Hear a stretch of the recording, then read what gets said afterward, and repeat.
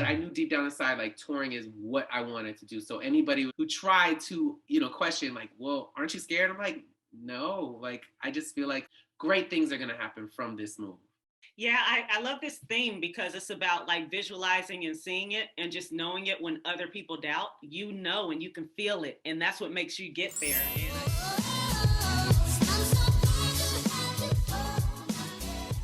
You on camera? We got to see you.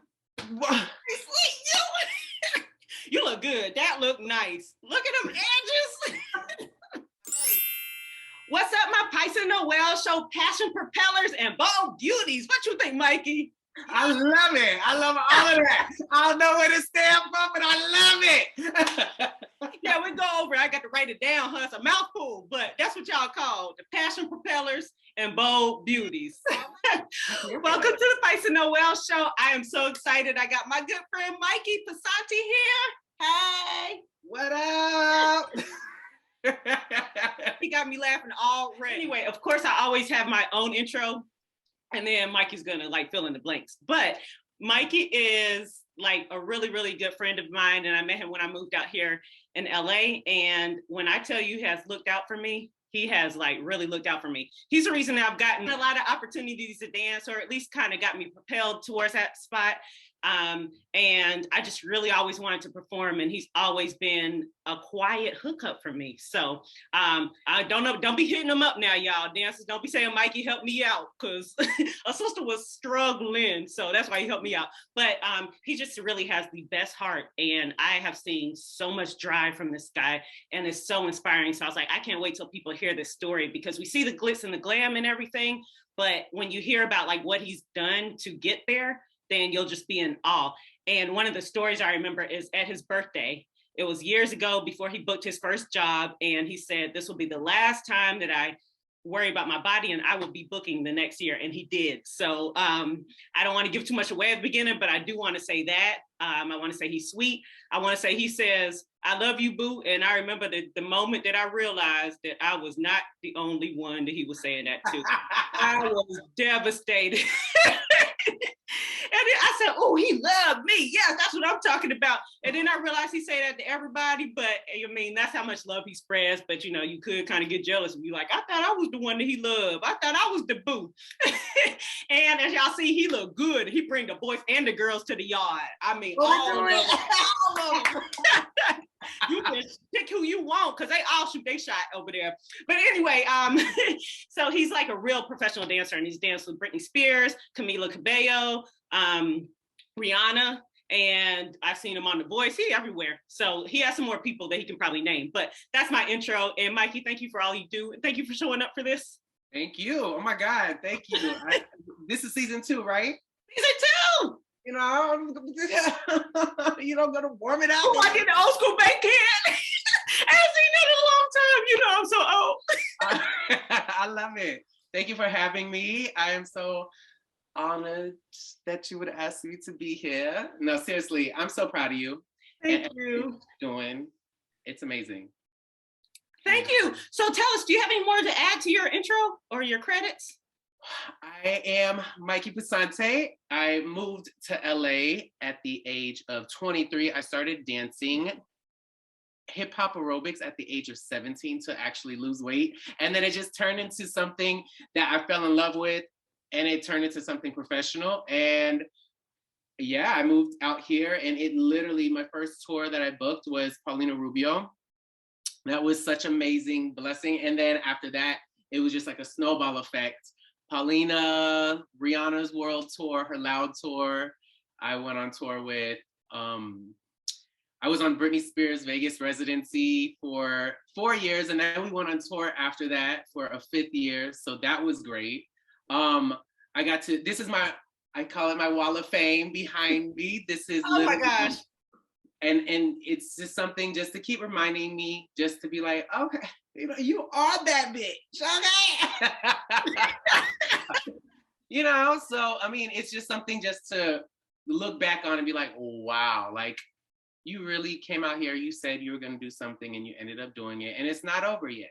Selena Gomez, who else? Kendrick Lamar, J-Lo for the Super Bowl 2020 before the world shut down.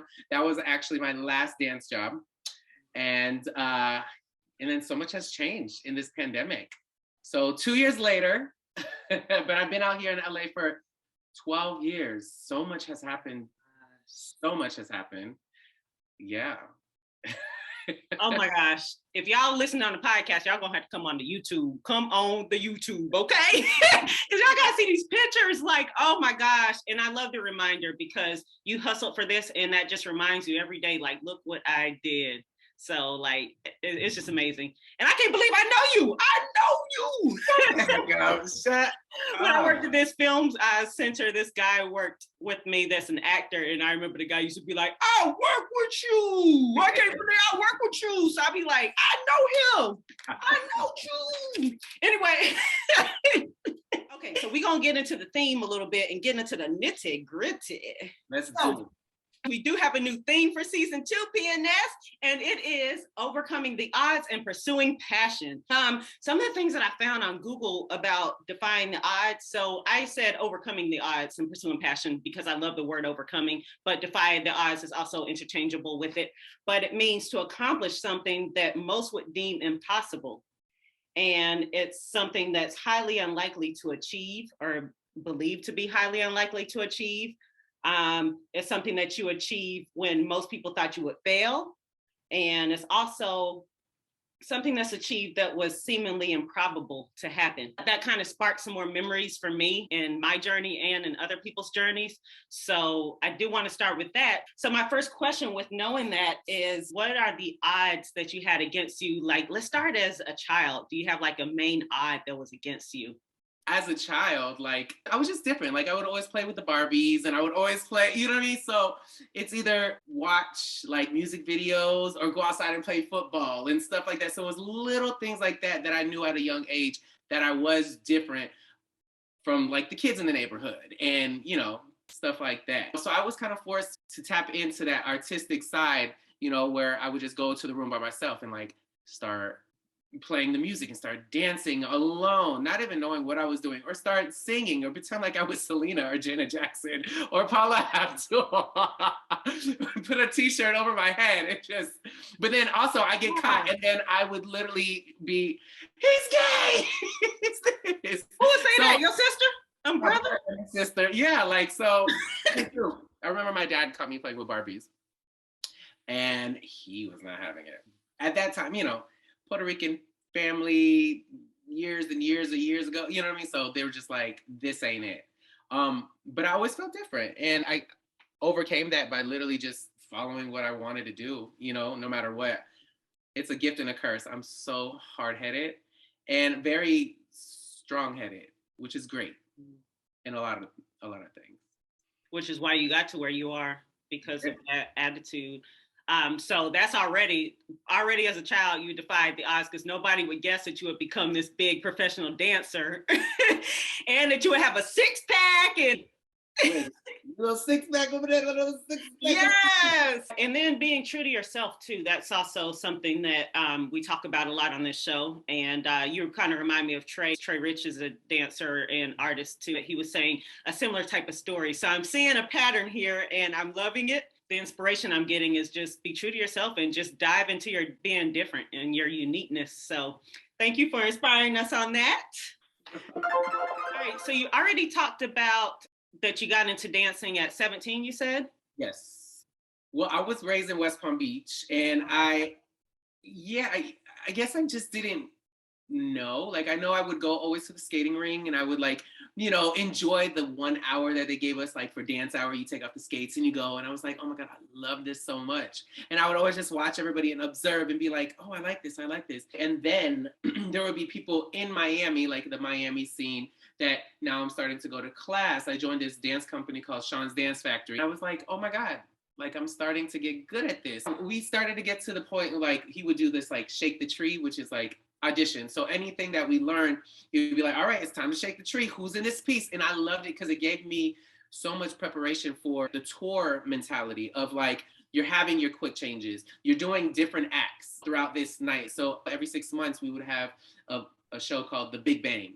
So I started like in Big Bang 1, and he's like on Big Bang like 23 now. You know what I mean? So it's crazy, like just to see how much it's grown. But I do remember me telling Chris, hey, I feel like we're outgrowing West Palm Beach and Miami, because like a lot of people are now acknowledging that we're like the best where we are at. And now it's time for us to evolve and grow to the next level. For those of you that don't know, Chris Grant is a choreographer for Beyonce.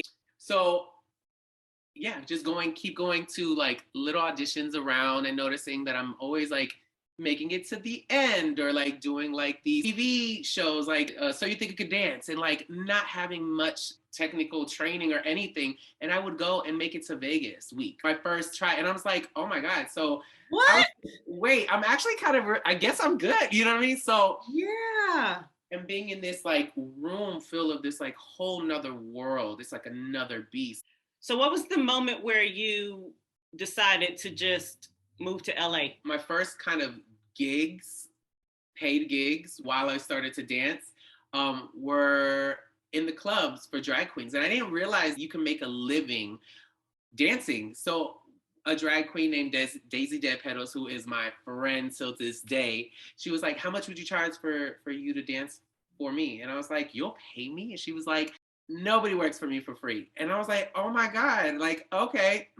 So from there, like I was dancing backup for drag queens for like maybe 2 years, and legit, I then started to do drag in Miami for like 6 months. Yeah, I love the art of drag. I love it. I absolutely love it. I learned so much performance aspect from what I do on stage by drag queens. But I remember me doing this pageant, and I won this pageant, and this one drag queen came up to me and was like, Mikey, it's not, or Mia, it's not even fair that, you know, you're out here winning and taking like our jobs and stuff, because, you know, this is our life, and you're just coming out here and you're a performer. So it's easy for you to come out here and win, but this is not who you want to be in real life, you know, at that moment. And I was just like, So she put some light onto that, and I was like, you know what? It's time for me to go. I want to do other things. Like I want to be on tour. And if I want to come back to this, then I could come back. And that was my thing. Like I bought a one-way ticket to LA, and I was like, it's time. I told my mom, she was like, you're freaking lying. I was like, no, for real. And then I had just enough money to ship my car, my little beater. So I shipped it, and I was like, no, I'm going. I honestly did not know what the hell was going to happen. Actually, lies. I did know what was going to happen. Like I honestly, in my heart, felt like I was like, I'm going to be a tour dancer. Like I knew it. And it was from that training from Sean's Dance Factory, because this is what was embedded in me. And this is what I knew. I knew I wasn't going to be like the TV person much, or like the music video person much. At least I thought. But I knew deep down inside, like touring is what I wanted to do. So anybody who tried to, you know, question like, well, aren't you scared? I'm like, no, like, I just feel like great things are going to happen from this move. Oh my gosh. Yeah, I love this theme, because it's about like visualizing and seeing it and just knowing it when other people doubt, you know, and you can feel it. And that's what makes you get there. And I just love that you went with it and just took the risk and just went on. And I think that car is that the white one? The white one, the Chevy Cavalier, baby. That got us around. Listen, you can call it what you want, but we used to get around in that car because you gave me some rides. Going down the hill, oh Lord, I'm so grateful that we're alive, because those brakes was not it. Those brakes. Oh, I wasn't in that ride, but I'm glad. But I just remember it got you around, and it got you to all your gigs when you started. Another way that I think that the odds were against you was once you started auditioning, because if you guys don't know, in professional dancing and for these like big artists, those open calls are huge. And I wanted to know like what your biggest challenge was during that season when you were auditioning. My biggest challenge, I remember me I moved so many places. I was like on floors and couches, and like it was endless. But in my brain, like the way my mentality worked is it's like, okay, do you have enough money to eat today? Do you have enough money for your gas tank to get you to where you need to go? And then you good. I started to realize like, okay, Mikey, again, like you're going to these auditions and you're making it so close. You're making it to the very, very end. And it wasn't until I accepted the fact of like, hey, Mikey, you are still living your dream. You still moved out to LA. You're still dancing in LA, whether or not it's at Carnival or whether or not it's at, you know what I mean, on a stage of this huge, and once I stopped comparing myself to people and stopped like worried about anybody else's lane and just was like, stick to your lane. You're different. There's only one of you. That's it. Is when I literally started to work. And my third try, like attempt to book this girl right here. I auditioned for Rihanna. Right?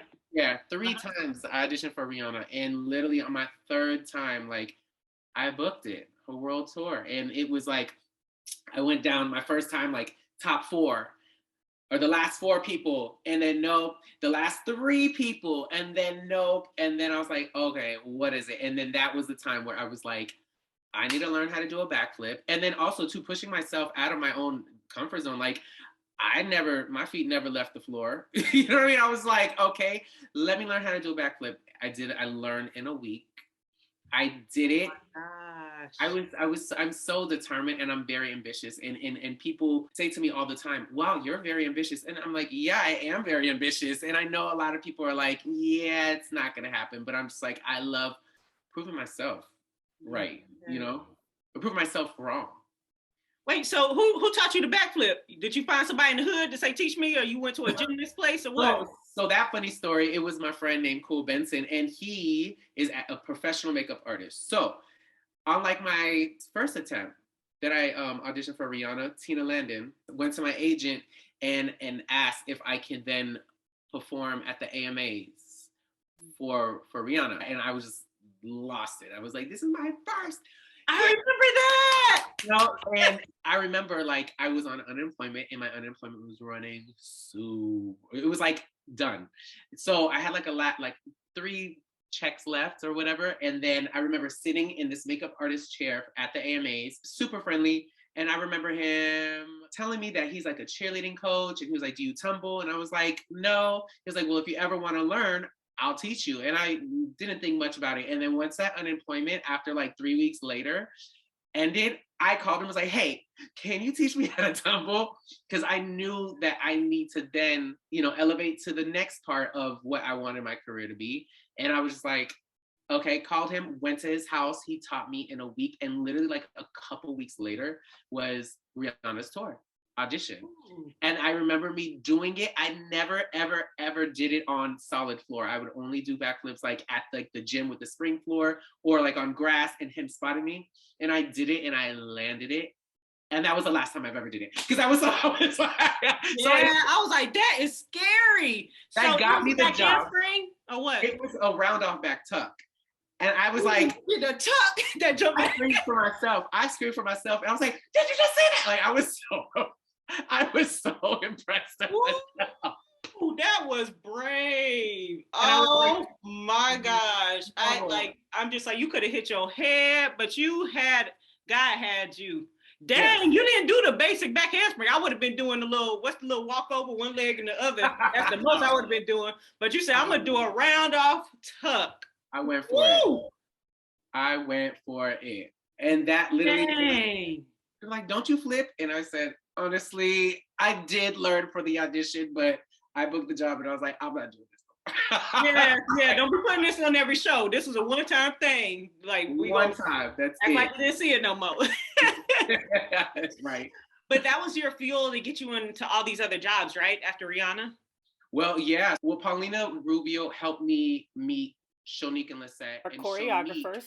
Shonique, then started to ask me to like assist on like certain things. And I remember me assisting Shonique and Lisette for Ricky Martin's world tour. So I was like his stand-in. So we would like go to rehearsals and I was just standing in. I remember his creative team. I was just so, I'm just me. Like I just talk, don't know what to do. And his creative team, I remember were there and they said, oh, well, you have to come to the show and all of this. And I was like, I'm not going to be able to come to the show because I'm going to be on tour with Rihanna. And they were like, wait, how? And I was like, I'm just kidding. I'm just putting it out there in the universe. And it just so happened that they were the creative team for Rihanna.